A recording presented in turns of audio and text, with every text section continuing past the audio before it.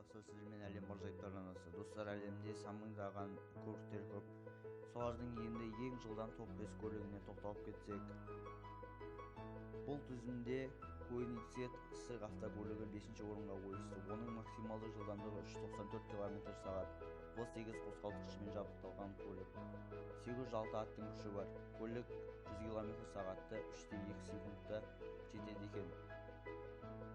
Ал 4-ші орынға келетін болсақ, Saleen S7 ТТ көлігінде ол 750 аттың күші бар, темір тұлпар. Максималды жылдамдығы 399 км/сағат. Аталған көлік 100 км/сағатты 3,2 секундта жетіп барады екен. 3-ші орын әрине Bugatti Veyron F164 иеленген. Максималды жылдамдығы 408 км/сағат. Оның құны $2,7 миллион құрайды. Формула 1 автокөліктерінің жылдамдығымен бірдей. Екінші орын Bugatti Veyron Supersport автокөлігінде 2014 жылы ең жылдам автокөлік саналған темір тұлпарлардың максималды жылдамдығы 431 км/сағат. Bugatti компаниясының мамандарын әлі де талай ең жылдам автокөлік шығарады деп күтіледі. Назарларыңызға әлемнің ең жылдам супер автокөлігі Hennessy Phantom GT деп аталатын темір тұлпар 435 км/сағат максималды жылдамдықпен қозғалады. Теңдессіз рекордсмен алдына жан салмай келеді.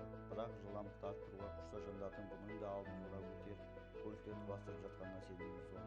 Сіздермен әлем ғажайыптарының анасы. Видеоны сау лайк басыңыз және арнаға жазылып қоңырау басыңыз. Ал ендеше сау болыңыздар достар.